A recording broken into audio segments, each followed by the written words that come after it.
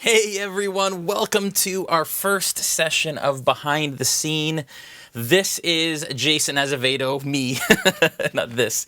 And this is an intimate, eventually subscriber-only look at Into the Mist. This is your opportunity to do some question asking and my opportunity to kind of show you what happens not only behind my physical screen, but ask questions about the way that things went on this week's episode. Because this is the first session, we can talk about all the episodes. If you have any questions regarding balancing, gameplay mechanics, what's at the table, our miniatures, anything at all that you want answers to, we will answer them here. Is the mic too loud? Is that what I'm hearing right now? Let me know. Somebody said that mic and it sounds like it's too loud. And if so, maybe just bring your volume down a little bit. Maybe the amount is a bit high. It's gargly. Well, that's not good. Is it gargly for everybody? Just let me know. For those of you that are at home. I know that on Twitch we're premiering episode 8 currently. And that's okay. Those folks can then watch this again on Twitch. Okay, great. I will tell you folks, though, it is really important that this is spoilerific. For those of you that are playing Curse of Strahd at home and don't want spoilers, or for those of you that we're not spoiling anything for future campaign, we're spoiling past episode stuff and decisions I made as a DM for certain things. I will not be spoiling the future of the campaign, so we will be away from that. But my understanding is the chat is subscriber only. I'm just going to find out I'm going to ask Joel to see. Hit the gear in the chat to make the okay. The chat will be subscriber only, and this is just our ability to give subscribers something a little extra for the money that you give us to help us to do what we do. You feel free to use your Twitch Prime subscription for this. And those who are subscribers will be able to ask questions in the chat. And eventually it'll be a subscriber-only stream once we get to a certain level on Twitch. There's a couple other things that we need to do in order to get to that level. But again, that will just allow us not to have our players come and join us and all of that fun stuff. So I'm very, very excited. And you can let the questions start to roll. You know what? Thank you. Yorkster says he loves my beanie. Appreciate that. This is my Tuesday night look, not my I'm about to DM for the interweb look. We'll see how many, if we can have the subs maybe sound off in the chat here, that would be really great.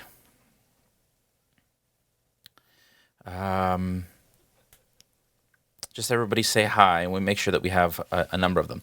All right, so again, this is an open forum. This is really super relaxed. And again, it's my opportunity to answer some of your questions that you guys couldn't ask or we didn't get to in the break on the streams, or stuff that's a little bit more spoilered. Hello, Batron. Hello, Glenix. Hello, Yorkster. Hello, Ayoki. Question already. I love it. As a DM, I fear killing players. Falfer was near death. How do you balance player death and trying to keep them alive? That is a great question. And frankly, Curse of Strahd is dangerous, as you guys have seen currently.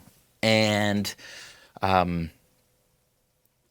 for me, player death is part of the narrative and part of the story. I have told all the players that there is a chance that their players will die in this campaign. Even though people love them at home and they're adored and all of that sort of thing, there are so many stages to death in D&D that I really enjoy making sure that we explore all of those stages. What I mean by that is this. When you first go unconscious, you have a death count. That's really dramatic.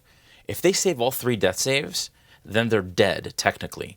At that point, for me, and you guys will see this coming in the future, but I've done it previous campaigns, I find a way to narrate that passing.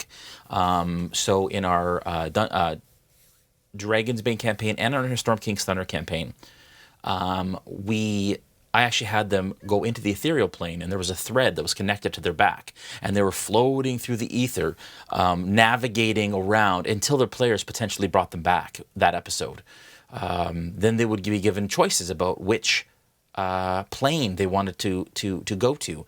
There were certain planes that were more akin to their alignment or to their race or to where they came from. And so when it comes to death, there's so much else. And in Curse of Strahd, I won't spoil it, but there's more after death. And so I'm not afraid. If a character dies, it's much like the first season of Game of Thrones, spoiler warning. It's much like Braveheart, spoiler warning. When there is a significant death, it raises the stakes and adds to the narrative. So I'm not pulling punches, but I am here to make sure that the players have fun. What I mean by that is, when we get close to death, I want to make sure they don't die for nothing, if that makes sense. So that is a really loaded, long first question. Let me look at what else you guys have here. What is your opinion on 4th edition? Good question. 4th edition for me, I actually came back. So I was in D&D for 2nd edition and 3rd edition way back in the day. I went away from D&D for a long time. I started working in the video game industry, was playing a lot of video games. Came back to 5th edition. 5th edition is actually, we came back, we played 3, and then switched very quickly into 5th. And then, so I don't actually know 4th edition. I've heard lots of things about 4th edition. I personally really love the simplicity of 5th edition and the accessibility of 5th edition. Hopefully that answered your question. Shadowwalker7924 says, do you have a preferred combat tracker? And hello, STWE good, Stwaygood. Do you have a preferred combat tracker? So D&D Beyond just released the combat tracker that I'm going to try. It's a digital one. But I actually use this as my combat tracker, and just notes on my machine and take away hit points. I think the digital, I've been waiting for the digital combat tracker for D&D Beyond because I think it'll be quicker and I think it'll be better. At least that's what my gut says. But these are I literally made these in 10 minutes before one session. Actually, you know what? What I'll do is I have another screen here, another view. You guys ready for the real goods? Here it is. I created these. They're little wooden kind of shapes that I have hot glued to a big safety pin, or clothespin, not a safety pin. To a big clothespin, and I just drew the player's name on it and some sort of design or whatever, and that's what I use for my initiative trackers, and we just kind of move them around. It's a lot faster than typing in all their names and all of that kind of stuff. So that's kind of what I prefer to use right now, because it's visible to the players, it's visible to me, I know exactly what's going on, and then we can go from there. Any other questions here? What made you prefer dungeon tiles to a monitor for battles? So, in actuality, this table has a massive TV under it. We used it a lot in Storm King's Thunder. We used it a lot in Order of Dragon's Bane. I don't want to say I have a lot more time, but the stakes were raised for us when D&D started hosting us natively. So we really wanted to make it as immersive as possible. I'm trying to stay away from digital, also because we have sponsors who give us incredible stuff, which wasn't necessarily happening before. WizKids has always been incredible, but now Dwarven Forge has come on board again. Or not again, but they've come on board now. And they are sending us a ton of stuff this week. I called it Dwarf Load last night, but that's what is coming. Massive box of Dwarven Forge and Dwarvenite. And so for me, that's a lot more immersive. I like that. The nice thing about TV, though, is you can switch maps really quickly. You can have multiple maps without all of the setup. But I prefer tactile terrain, especially being a crafter and a painter. That's kind of where I come from and kind of what I enjoy more. How much time do you dedicate to prepare for the campaign? That's from Batron 101. And thanks for the sub today. I think you're brand new. And hello, Dougie Fresh. Welcome, new subscriber.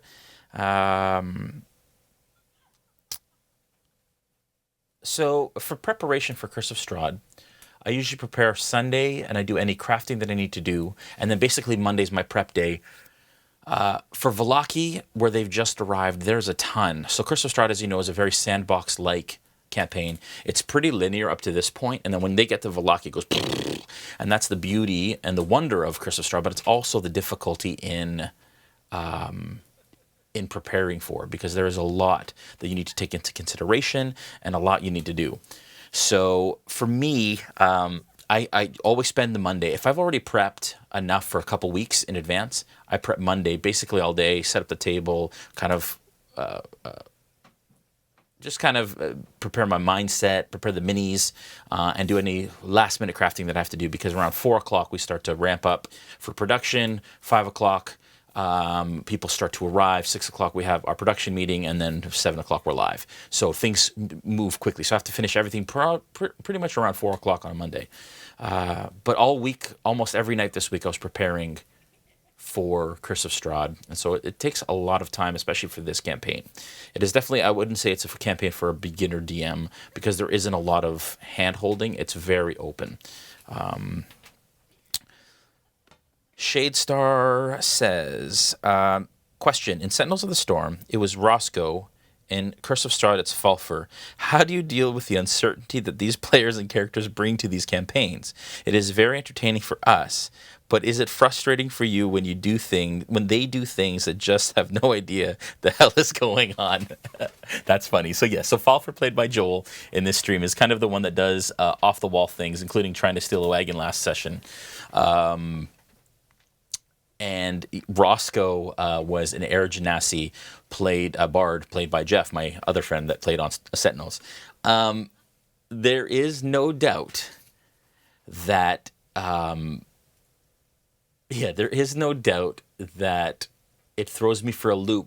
But frankly, I love those moments, like when Callie pulled the dagger and went behind Irina, and like threatened to basically cut her throat or whatever. That was you guys saw the reaction on my face. I was dumbfounded by it, but it was great. It adds narrative. It keeps me on my toes, and those are the moments that really allow me to improvise and kind of think outside the box and think on my feet. I love those moments, and so I don't really have to deal with those characters. And I don't want to slap them on the wrist for doing it, because I want them to be creative. I want people at the table to think outside the box. The most kind of happy moment for me as a DM is when the look on the new player in a new player's eyes when they realize I can do whatever I want. Like, that's actually a thing. I can actually at this moment do whatever I want. That is the magic of D&D. That is the magic that separates it from video games or anything else in life, game-wise. So I like those moments, and I enjoy those moments. I hope that answered that question. The train has been an awesome addition. Shadow Walker says, question from Glinix. Do you recommend any beginner one-shots that are relatively short for my first time DMing, or where I could get one? I always suggest, I've never run them, but I've heard the Mines of Phandalin, I think is the one, or the Mines of Phandelver is a starter box campaign, I believe, for D&D. I would start there. They also have another starter box they just released recently. I can't remember what the name of it is. Maybe if you guys can tag it or mention it in the chat. But that is a great way to start. You grab a box. It's got everything in it. It's got dice. It's got character sheets, basic rules, all that stuff. So if you want to just have a go at trying D&D, that's a great way. The other way, shameless plug, is to subscribe to our adventure boxes. Our adventure boxes are a full D&D night experience in a box. And right now we have a promo code, $20 off for that I Want Adventure. But that was our desire. Our desire was, what is the best way that we can get either a new DM or an experienced DM to not take a lot of time in prep necessarily and be able to run a module after reading it basically once and have everything in a box that they need. It includes like a scented candle, it includes miniatures, it includes terrain that you have to build, so that takes a little time. But it includes a map, it includes a module, and everything in the box. And that was what we wanted. So I would suggest checking that out. You can subscribe and cancel it anytime if you wanted.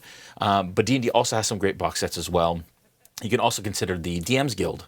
There's probably a lot of beginner campaigns and beginner modules on there that are very DM friendly, or new DM friendly, I should say. And that would be really great. Where is Bruno? Tim says. Tim is our producer. He is in the chat right now, and kind of and one of my co-owners and directors of RealmSmith. Thank you, Tim, and a shout out to him. Bruno's upstairs. He's got a cone of shame right now. It's pretty sad. But actually, you know what? He's with my kids. But let me just, Ethan, can you bring Bruno down? Thanked Inked in Ignorance for your sub. How's it going, buddy? Good to see you. Shade Star says that the crates, the boxes, the adventure boxes or crates have worked well. Can you bring Bruno here? People want to see him. And by people, I mean Tim, who sees him every week. But it's okay. I'm sure everybody else would too. Question is, why Curse of Strahd? Why Curse of Strahd?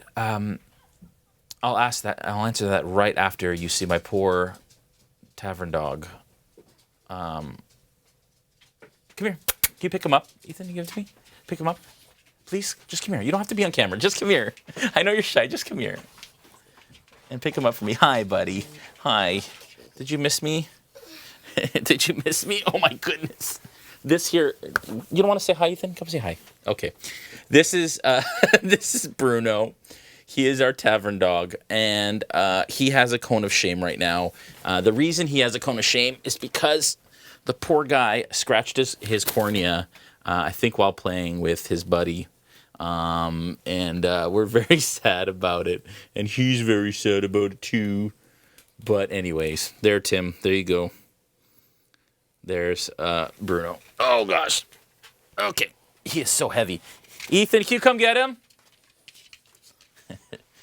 Sorry, bud. Thanks for stopping by.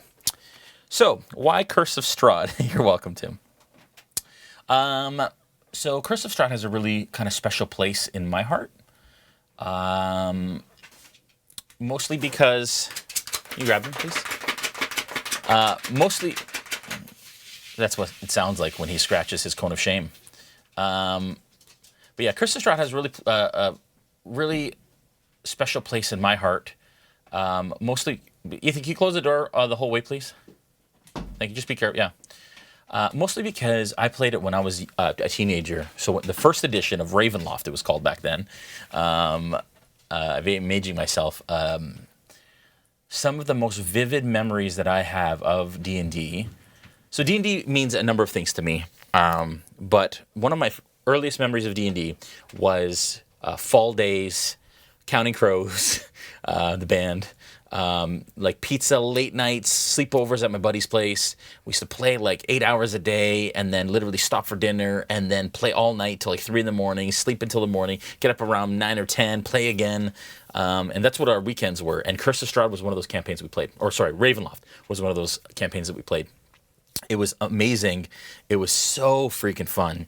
And again, it was very visceral. So D&D in general is awesome. But there's something about Curse of Strahd that just instills this fear and this sense of danger that the other campaigns didn't at the time, and I think don't today. There's something about Strahd in the gothic horror setting that absolutely makes people freak out and be afraid. So, and they should be, because it's fun, and that's kind of the point of a gothic horror campaign. So that's why Curse of Strahd. It's got a special place in my heart. Glinix asks, if you can answer, is the next season a homebrew or another published one? Oh, Glinix, that is a very good question. Let me tell you guys this. And this is a freebie for those that are here. Tim just asked the question. I'm not going to answer in the chat, and only subscribers can see it. That's really funny. I will answer it. Actually, I will absolutely.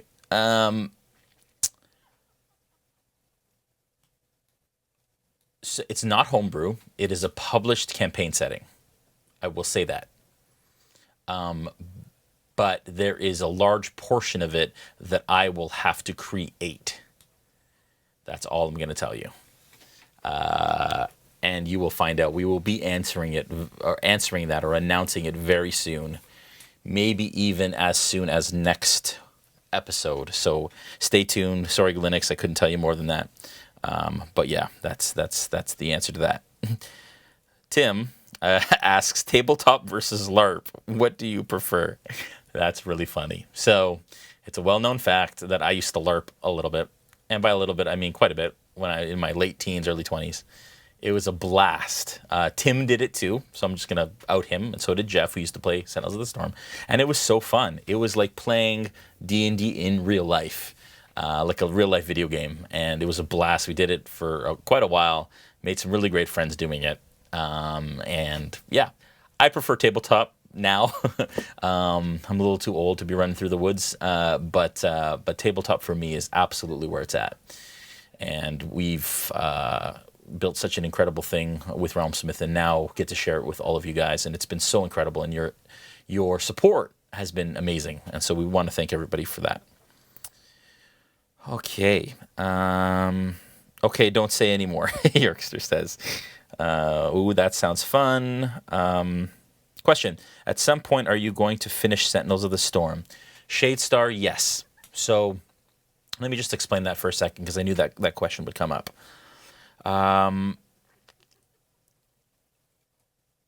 Sentinels of the Storm became, it was bittersweet.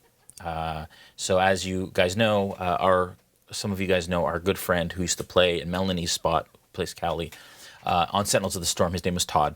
And Todd was wonderful and played for most of our season, and then didn't show up one night, and then we found out that he had taken his life last April. It was an incredibly difficult time for us. And that was before, I want to say right before the finale, or soon before the finale. It wasn't that far removed. I think maybe we did 1 or 2 episodes after it happened. So that stream is bittersweet for me. We are planning to do a finale in his honor in the future. I don't know when that will happen. It's literally like the last episode of the entire thing. They've just gotten to where they need to go to the pinnacle of the story, and we haven't finished this. So I apologize for everybody for kind of keeping you guys in the lurch on that. But we will get back to it. It's just taking a little time to heal from all of that, and we want to honor Todd and his memory by finishing the campaign that he helped us start, and frankly, the company that he helped us start. So that's a little true talk about Sentinels and about Todd and about that whole thing. So it will come, and I promise you guys that we'll get back there for sure. What is LARP? Live action role play. It's basically where a bunch of people get together and they play live D&D in the woods, basically at a campground. You run around and you throw spells at people, and you do combat with foam weapons. Sounds ridiculous. Heck of a lot of fun. All right. And thank you, Shadestar says, understand the pain his loss has brought, and we do understand, and we really appreciate that. And we felt all that support. We launched a GoFundMe for his teenage boys who he left behind, and raised like $11,000 from the community. So we are so thankful to you guys for helping his family through that and helping us through that time, because it was incredibly difficult. All right, more questions, guys. Whatever you want to know. Look at all these subs in the chat. I love this so much. And all these people watching too. It's so great, guys. Also, so you know, if you do a rollover on the Twitch window, we do have the D&D Beyond overlay, so you can actually click on the characters on the left of the screen there and open up their actual character sheets, their live character sheets. And you can do that during our sessions too, just for reference. What has been the biggest curveball you've had so far on Curse of Strahd? Biggest curveball? That's a great question.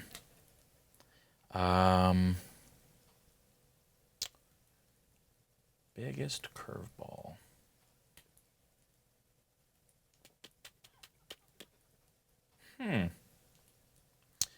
Well, the most recent curveball is when Falfer decided to try and steal that wagon. That would not have probably gone the way that he had planned.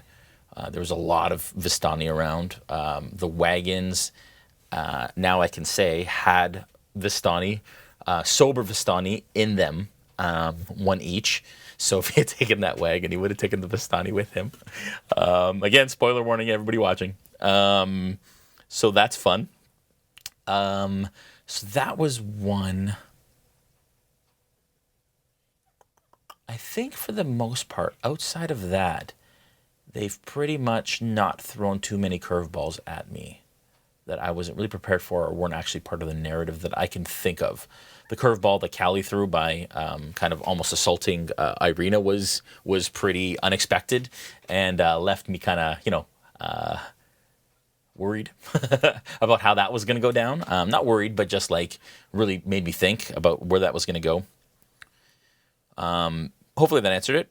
With no cleric at the table, and this is from, with no cleric at the table, do you have any regrets that you didn't encourage one of the cast to play one? The approach that I take to classes when you're rolling them up for my game is I want you to play a character that you will enjoy playing for the entirety of the campaign. I know a lot of groups say, oh, well, there's already a cleric, you have to be a wizard, and you have to be a bard, and there's a rogue, we really need a fighter. That isn't the way I run my campaign. I want people to play what they want to play and have fun. I will fill the holes either with NPCs or whatever. I want them to enjoy themselves. Yes, sure, it will be more difficult as it has been without a cleric.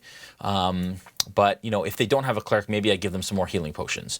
Or if they don't have a magic user, maybe there's an NPC that joins them that is a wizard. I think that, again, it just adds to the story and it adds to the difficulty. So, no, I don't regret at all telling them or not saying, hey, guys, you guys should probably have a cleric. Because there are ways to breach that, and you guys will see that actually coming up soon. That's a little hint for the future. So, was killing Oral planned or spur of the moment? Another question.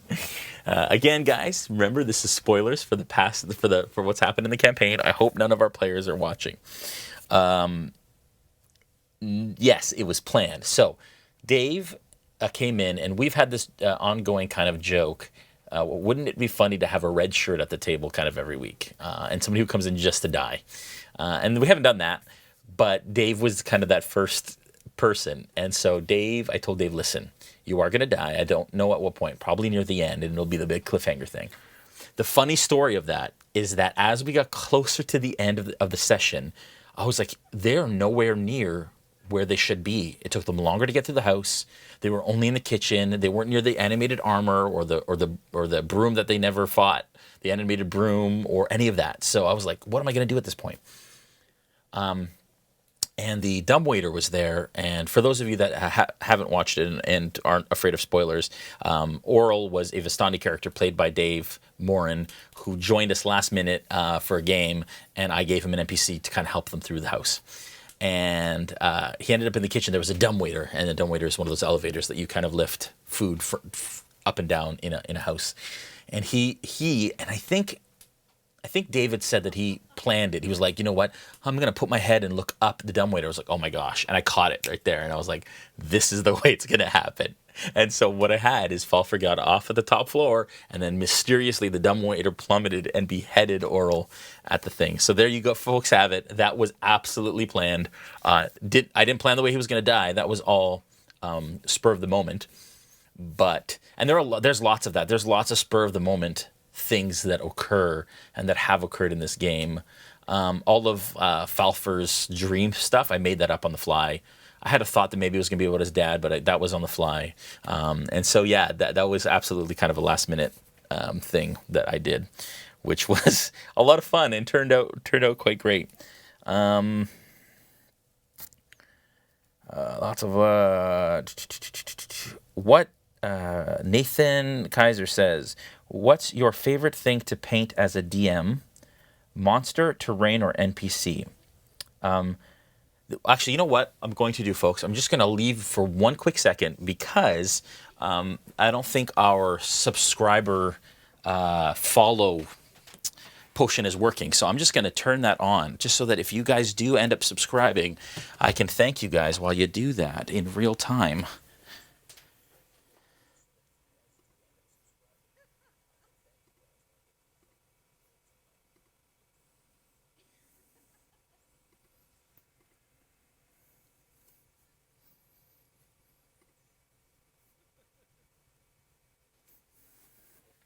All right, there we go. Sorry about that, guys. So, what we like to do is we like to make things interactive here at RealmSmith, as you know. And so if you follow us on Twitch, if you're watching, or if you subscribe to our channel, this potion bottle over here will blink. It'll blink once purple for a follow. It'll blink once purple for a subscription, and then if you can actually donate to our Extra Life if you wanted to, and it will go towards getting players' items in the game or characters' items in the game, and that is 2 blinks. It'll blink blue twice. So, anyways, I wanted to make sure that was there so that you guys could have fun lighting up the potion bottle if you're watching. Okay. Oh, lots more questions. Okay, yeah. So, what's your favorite thing to paint as a DM? Monster, terrain, or NPC? Definitely the most exciting thing for me to paint is something that is being used. I think, did somebody just follow? I thought I saw it out of my corner of my eye. The most exciting thing for me to paint, I think, is something that I'm using in-game, always. So whether it's draft horses, like I enjoy painting the draft horses more so than I enjoy painting another creature that doesn't apply to what I'm doing. So it's the anticipation of painting it and then putting it on the table, like the horses that are in the camp that is on the table. That's fun for me. That's interesting for me. It makes me really excited to do that. When it comes to the type, I actually really enjoy painting terrain. So I painted a whole bunch of Dwarven Forge to make up for Death House stuff that I was missing because I had a bunch of unpainted and painted stuff. I really like painting like the tents, and I just finished the blacksmith kind of hut. Forge, sorry, that WizKids makes in their townsfolk set that lights up. It's really cool. Yeah, so I think hopefully that answers your question. How do you work around XP gaps if people miss sessions? So I don't use XP. I don't count. For me, that's a little old school and not super narrative. And it's a lot of math, and I'm not great at math. And you guys can tell from the shopping episode. That's my biggest downfall is math, by far. So I do milestone leveling. So what that is, for those of you that don't know, XP is you basically count the points that you get from killing monsters, because every monster card will have, I'll show you for example, every monster card will have a number at the bottom here. So for example, this Berserker is 450 XP. And then when a player kills that, when the character kills that, it is that those XP are spread across the players at the table or the characters who are in the party.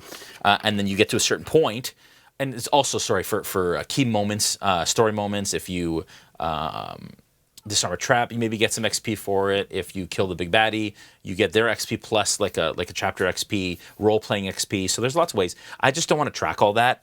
5e is a big proponent of just using moments. So for example, if you get to a certain moment in the story that is narrative, for example, in Curse of Strahd so far, leaving the house.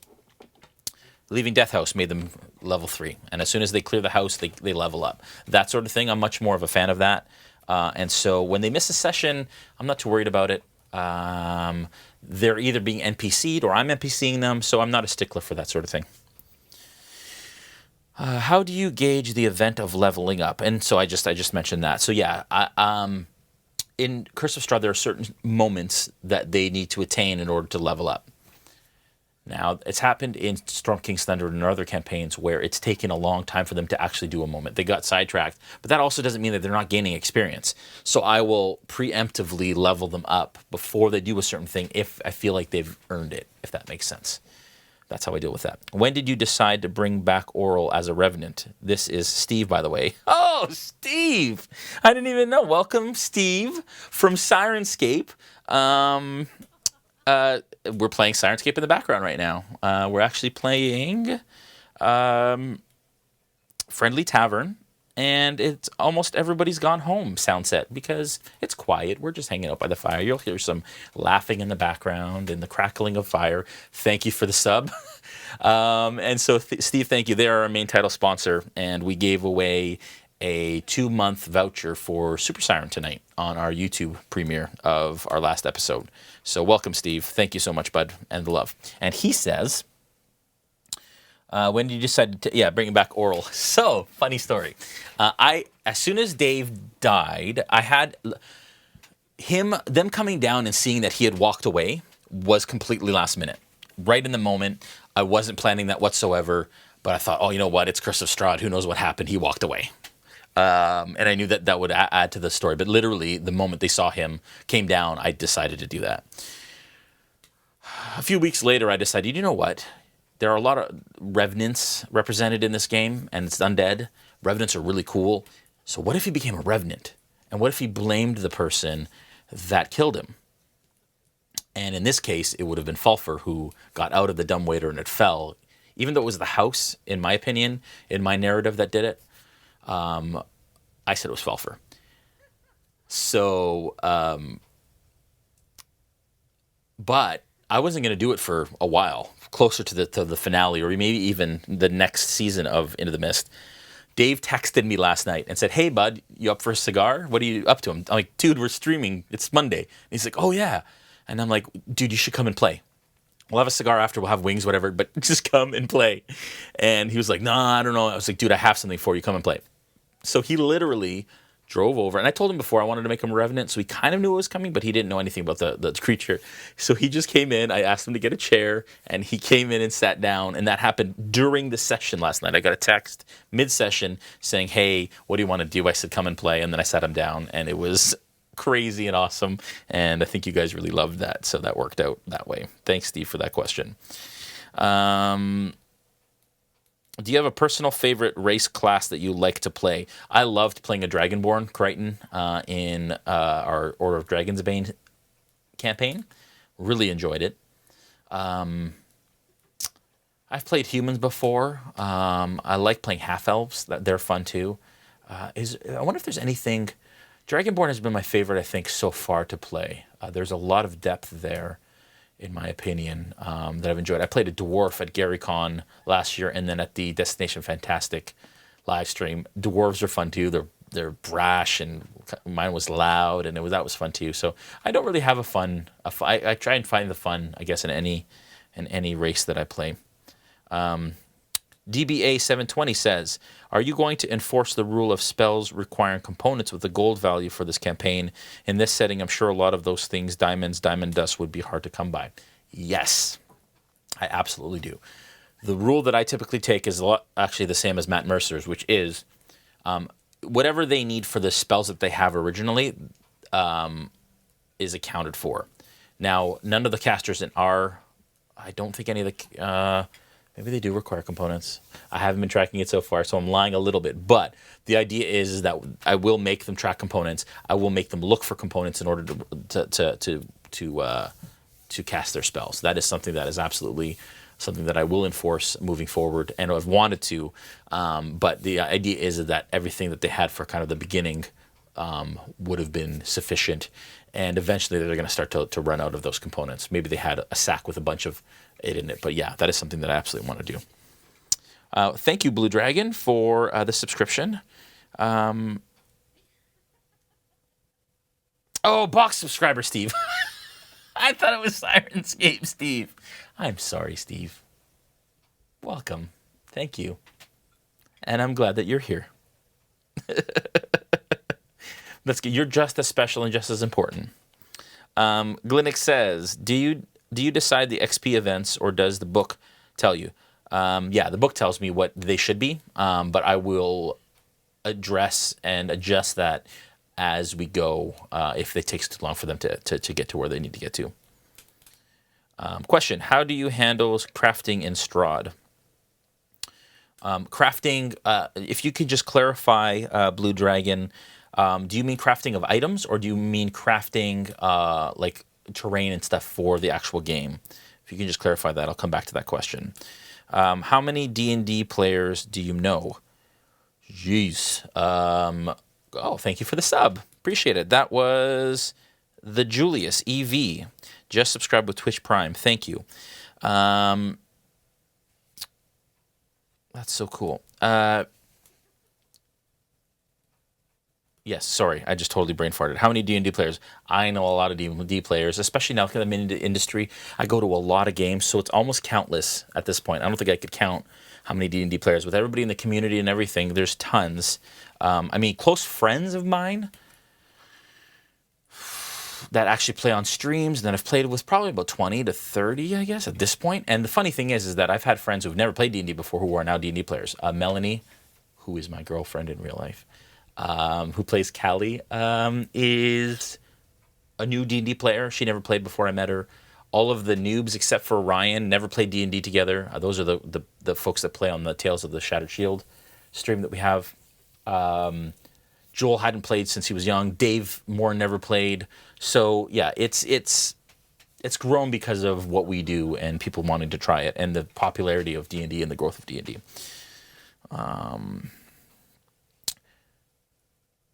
Know you will be super busy at GaryCon, but any chance to get you to DM a session or two? Had to ask. Shade Star. So, yes, there is an opportunity. It is very busy, and on my birthday, I'm going to have a private game with some friends on the Sunday night somewhere there. But I will probably be running some of the sessions in our booth. Brandon will be running sessions. So will Julian, our producer, who's a DM, and David's also a DM. So they will be running demos. But we'll have a schedule of who's running what. I will run some of them at GaryCon. Just make sure that when you come, we'll probably sign them up the day of, like in the morning. As soon as the exhibit hall opens at 10, if you show up, sign up real quick. Then you'll see when I'm DMing a game. And you guys can get in there. But those, if you can't get into one of my games, those guys are incredible, and they'll take really, really great care of you. Are players allowed to be here? No. DM Brando, get out of here. That is Brandon, who plays Sterling. He is not allowed to be here. Get out. There will be spoilers for the campaign, potentially. Don't. You heard me. Leave. But I love you. The girl apparently in the background. I thought that was funny. Question, clarification for items, non-magical or possibly higher. Yeah, I will absolutely allow them to craft in the game. They will need the skills in order to do so, and the resources to do so, and the tools. So that is something that obviously at higher levels becomes a thing where players start to craft their own swords or armor or even clothing and items and things like that. So that is absolutely something I want to get into. I haven't looked into it a lot. I don't know a lot about how crafting necessarily works in D&D, but I will be looking into that as soon as that starts to become a thing. And yes, they'd have to find materials or buy materials, whatever the case may be. Are you planning, Yorkster says, are you planning to play the next campaign with the same group of people, or is the group going to be changed? Some of the same people, some different. That's what I can say about that. Wow, you're with Callie? That's great. Yeah, Vitron, thank you very much. We've been together for like 5 years now. So, yeah. Glinix, because it is your stream and mini painting, I've been interested in D&D gaming, and my daughter and I are now taking DM classes. more about improv and less about rules. That is so cool. I didn't know that there were like DM classes out there. That is an amazing thing and something we don't have enough of. And just, sorry, folks, just so you know, I'm scanning fairly quickly. So if I miss your question, I haven't answered it, please ask it again. But put question in caps and then ask your question so that I know which ones are questions and which are just kind of comments. Patron, again, says, those dragons you presented, I know you will paint them. Will they be in the campaign? This is a spoiler warning. There aren't a lot of dragons in Curse of Strahd. There are mentioned of them. There are narrative stuff. I don't know. I won't say for sure, but most likely not, but probably in the next one. Just saying. That isn't really a spoiler because there's dragons in every D&D campaign, pretty much. So, Tim says we can't figure out why she is with him. We question it all the time. It's not nice, Tim. Don't make me block you and put you on a timeout in the chat. All right, I think we're currently out of questions. I plan to go about an hour, so we have another 15 minutes or so. I'm going to show you behind my screen, and then we're going to do this every Tuesday, folks. Every Tuesday, 8 p.m. after the premiere on YouTube should end. Today it ended late because we started late. It should end at 7:30, then you have half an hour, and then we'll do this so that people from YouTube can also join us as well. But I am going to kind of show you guys the setup here behind my screen. You guys kind of can see it from some of the camera angles, but not really. So I'm just going to give you a little bit of a kind of a go here. It's pretty simple. These are my Norse Foundry Wondrous die. These are my favorite kind of DM dice. They roll really well, as you've seen in our sessions, and they're awesome. This is our death save dice. You guys have seen people roll. I keep it really handy, and if it rolls a 20, it lights up. So that is something that is a lot of fun. I think the camera's a little there. Oh, that's even worse. Oh dear. Oh dear. How do I? Oh no. Just gonna use my shirt, folks. Hopefully it'll flash. Okay, there we go. Is that better? Much better. Much better. Okay. I've got my laptop here. I've got Sirenscape on right now. I can do some really fun stuff here. I'll just go drinking time. And then the tavern kind of gets busier. People start kind of milling around. So I have Sirenscape almost full screen every time. And then I'll quickly switch to something called Trello. Now this is, I'm trying not to, oh, there's all kinds of, oh no, all kinds of spoilers. Just hide it quick. I can't hide it. There we go. Okay, so Trello is a, that is really loud. I'm just going to go back to a quiet by the fire thing. I'll bring up Death House, but basically Trello is a board of sorts with notes that I can move around and tickets that I can move. It's like an agile board system. You guys can't see that actually, can you? Let me just see if I can, get it so that it, there, that's a bit better. And that's how I DM. I take all the information from Curse of Strahd and I put it into Trello, Trello, and have different things. So I have like the approach to Death House, the first floor, second floor, third floor, and then I can click on, say, the main hall, and it'll open up all the information I need with a checklist of things that could happen. I'll have an investigation section. I could take almost a whole session just walking you guys through this. For example, the approach with Rose and Thorn, I've got their image there, and then I've got all the things that they can be asked and all the things that can happen, and then I'll check off that stuff. So that's a little bit of a look into there. And then, of course, I have my browser all set to go as well. I've got my cards from Gale Force 9. I love these monster cards because I can put them up on my DM screen. This is the DM screen that I built as one of our first tutorials. It's actually our most viewed tutorial on our page on YouTube. If you go to youtube.com/RealmSmith, you can learn how to make one yourself. These are magnetic. I wish I made all of them magnetic, but these two end ones are magnetic, and I've made these little, I got them at Michael's, but these little kind of eyeball tokens, kind of, what do you call these? I forget what they're called, and I've crazy glued magnets at the back of them so that I can literally just throw a card up there and it works. And then all of these sheets, all of these charts are available also for download so that you can do that. This is the light that you guys see, the cast of light here. Not the best situation just yet.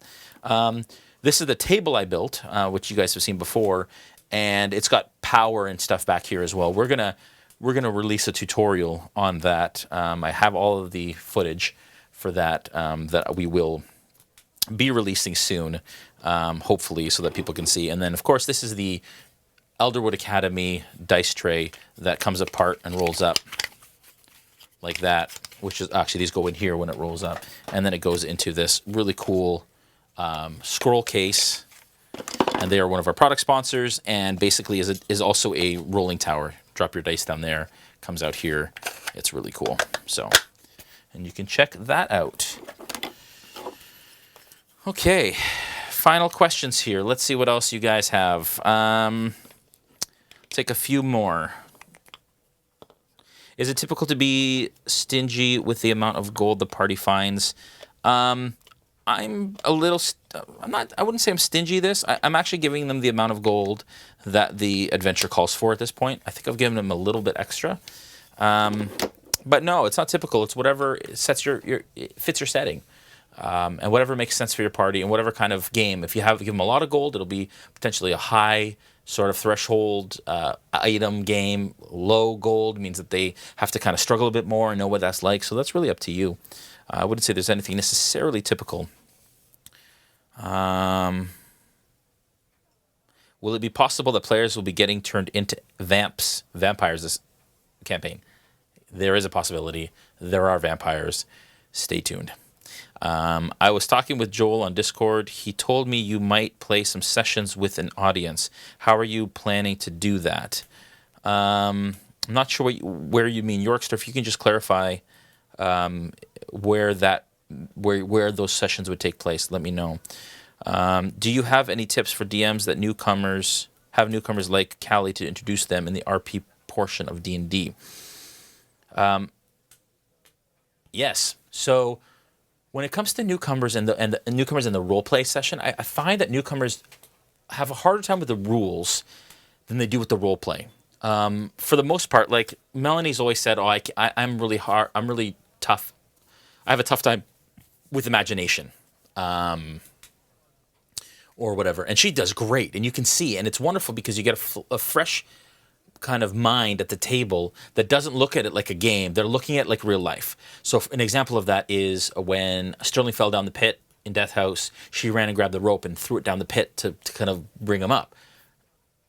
D&D players don't typically think of that. They think, I've got it in my pack, or I'm going to do this. Like, she threw the robe over the undead's head to blind it for a turn. That was cool too, and then they got advantage on it because they couldn't see. So I just really encourage people to think of it like a living, breathing game. And I tell them, you can do whatever you want, just within the confines of what your character is able to do. Can't fly if you can't fly.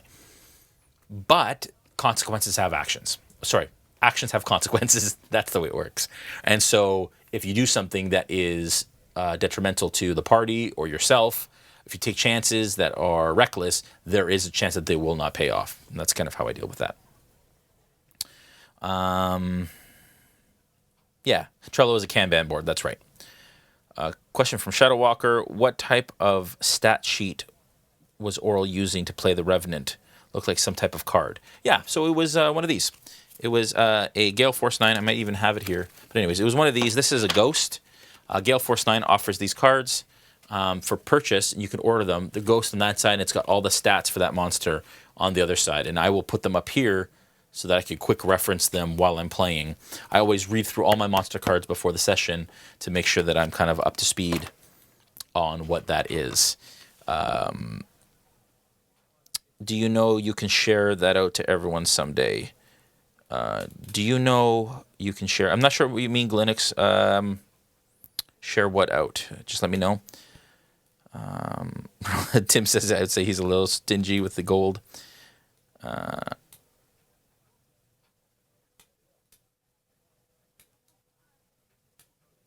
Thanks for the stream. Awesome. Okay, folks, that's all for me tonight. That was fun. I love doing this. It's a little kind of like just casual thing. We may do more of these with some players some Tuesdays, so we'll come behind the scene on. Actually, that would be a great way to do this. We do like a behind the screen with a player, maybe that's the way that we'll introduce new players and their characters for the new campaign. That would be fun. That is totally what we're doing. Awesome. You guys have a wonderful night. Again, if there's other things you'd like to see, other things you'd like to know behind the scenes. So again, if it's terrain, miniatures, the way I run the game, some of the tools that I use, all of that kind of stuff, please make sure that you comment on this video in Twitch and next time as well. And just let us know. Send us a message on social, whatever it is. Let us know what you'd like to see, because we'd like to, this is for you folks. So this is your opportunity to kind of find out how RealmSmith functions